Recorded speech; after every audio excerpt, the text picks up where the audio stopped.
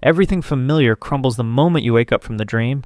Not the sleep you escape each morning, but the sleep of your identity, your stories, your illusions.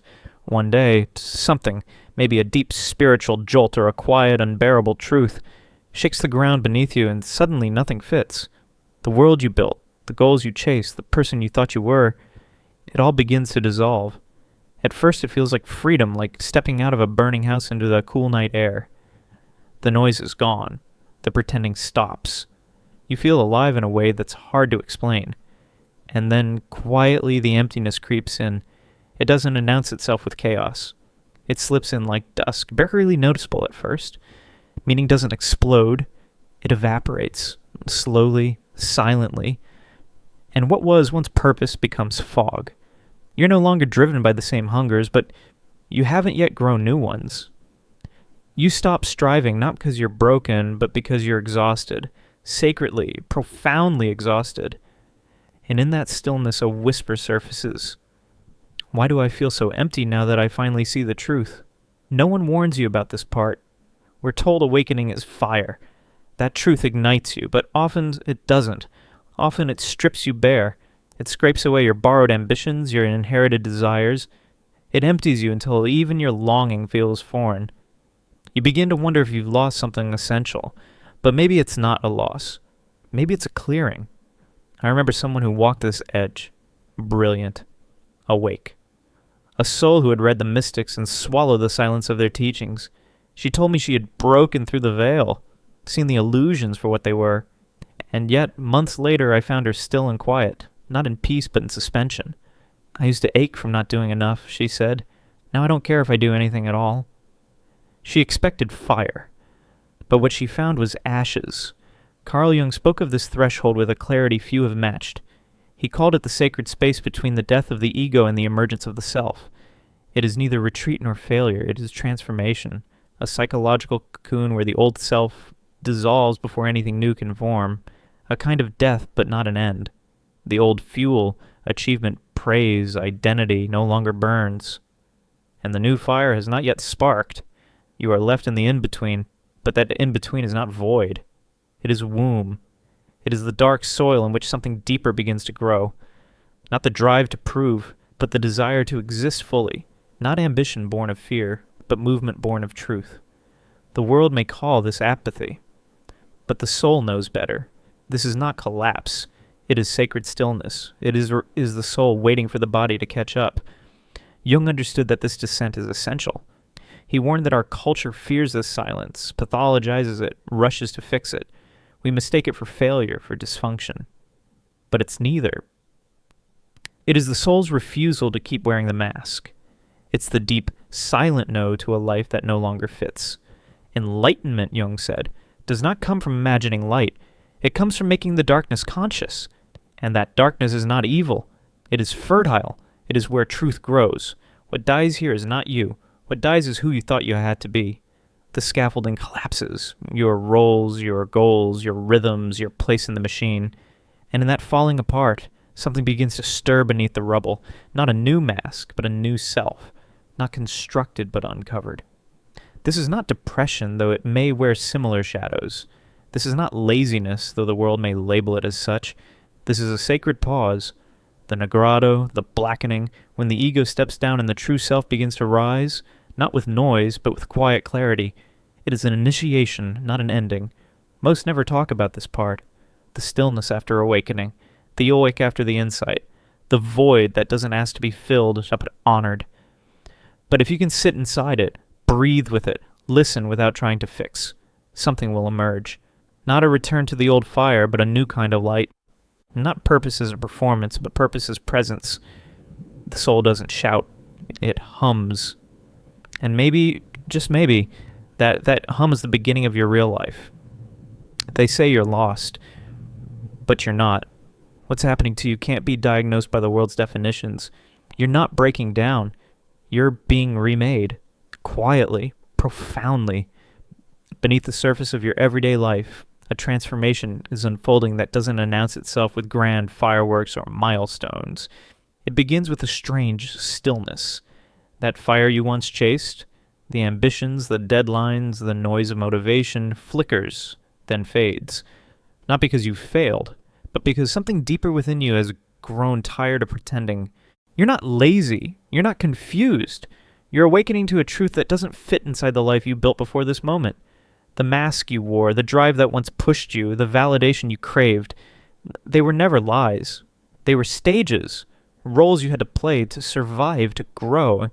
But the performance is over now, and the applause no longer moves you. Because once you see the stage for what it is, illusion loses its hold. And so you find yourself in the strange, silent in-between, a place where goals that once lit up your soul now feel empty. A voice inside you whispers that none of it matters anymore, not because you've given up, but because you've outgrown the story you were told to live. That old fuel doesn't light the engine anymore. The hunger to be seen, to be somebody, to win in a game you never questioned, that hunger has burned out. And in its place, stillness, a sacred pause. This silence is not emptiness, it's preparation. You're being hollowed out to make room for something truer, something that doesn't come from performance, but presence, something that doesn't ask you to be more, but to be real. The ego, once in charge, now steps back, and the soul, long patient, begins to rise, not loudly, but steadily. Carl Jung spoke of this not as a breakdown, but a shift, a reorientation of your inner compass. No longer chasing approval, no longer bending to the roles and expectations that shaped your earlier years. What once thrilled you now feels artificial.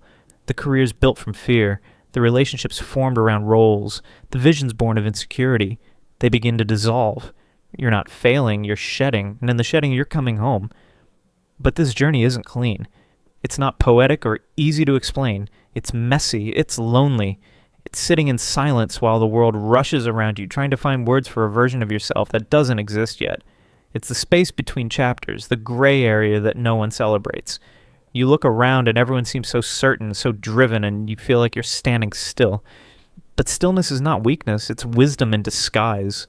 You haven't lost your way. You've stepped off the path that wasn't yours. And now you're waiting for the deeper current to show itself.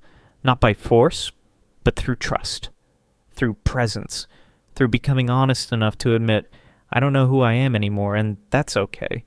Because the one who is emerging is no longer driven by fear or applause. They are being born from truth. This is individuation, not a climb, but a descent. Not a branding of the self, but a remembering. You're not here to dazzle the world. You're here to embody what is real. And right now, that looks like quiet, like doubt, like not knowing what's next. But right beneath that uncertainty, something is shifting, slowly, relentlessly. You're being shaped by forces that move in silence.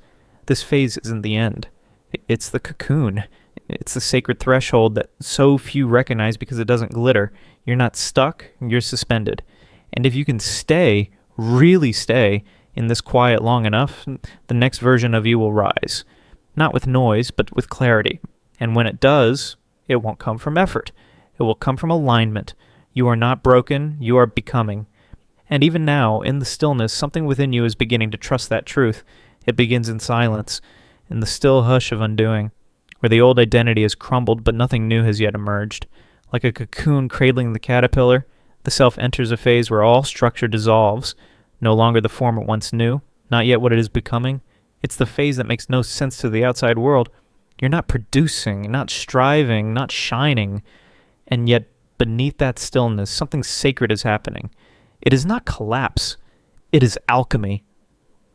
The soul doesn't grow under fluorescent light, but in shadow, in mystery, and surrender. True transformation doesn't come wrapped in light and clarity. It begins in the dark, not the darkness of despair, but of depth, where the ego no longer commands the stage, where the unconscious begins to speak in forgotten tongues. This is where most lose their way, mistaking discomfort for failure. But the soul knows what a soul knows. It knows that what rises now, the grief, the rage, the unmet needs, is not chaos. It is memory. It is truth asking to be held. The parts of you that were exiled now return not as enemies, but as guides. And so the mind protests. It wants to solve, to label, to move. But something deeper urges stillness. A quiet presence whispers, wait. Wait, because something real is being born, not from action, but from allowance. You are not broken. You are being rebuilt from within. The ego, with all its hunger for achievement, doesn't know what to do with this silence. But the self, ancient, patient, begins to hum beneath the noise. It doesn't demand, it doesn't push, it simply invites. Not with commands, but with truth. And then, without effort, a different kind of movement stirs. Not the fire of panic or a performance, but a pulse, a whisper that feels like home. The kind of motivation that doesn't shout but pulls you with gentle gravity. It doesn't come from fear. It comes from alignment, from the place inside that has finally been heard. And now, nothing superficial can hold you. You're not chasing what used to matter. You're responding to something deeper. The voice of the self doesn't scream, it resonates. It doesn't lead you toward applause. It leads you toward wholeness. So you begin to show up differently. You begin to say no to what once owned you. You choose honesty over habit, stillness over speed, peace over performance. And slowly, the world within becomes more real than the one outside. You are no longer driven, you are guided. And though doubt and fatigue may visit, you don't collapse beneath them, because something in you has changed. You're no longer pretending. The ache of self-betrayal begins to fade, and in its place, a new rhythm takes root. You create without needing to prove. You rest without shame. You feel without fleeing. And in that quiet presence, your life becomes less about achieving and more about aligning. Less about answers, more about listening. You no longer dominate your life, you collaborate with it. Your ambition softens into devotion. Devotion to what is real, what is true, what makes you come alive. And somehow, that kind of devotion creates more than pressure ever could. Not from burnout, but from being fully lit from within. This is the power that moves without force. It teaches, it heals, it serves. Not because it must, but because it can no longer be denied. If you felt lost since your awakening, remember, you're not broken. The fire that once drove you is not gone. It has simply burned away the falsehood. What remains is pure, steadier, unshakable. The soul never promised ease, but it did promise truth. And if you're here, quietly nodding, feeling this message, not just with your mind, but with your bones, then you've already begun. You are not at the end. You are at the sacred beginning of your becoming. And if something in these words felt familiar, if something stirred where you thought nothing remained, it means your path is alive. Your story, even now, might be the very light someone else has been praying for in their darkness. And if someone near you is quietly carrying the burden of believing love must hurt or that peace must be earned, let them know. Let them remember that real love never asks us to disappear.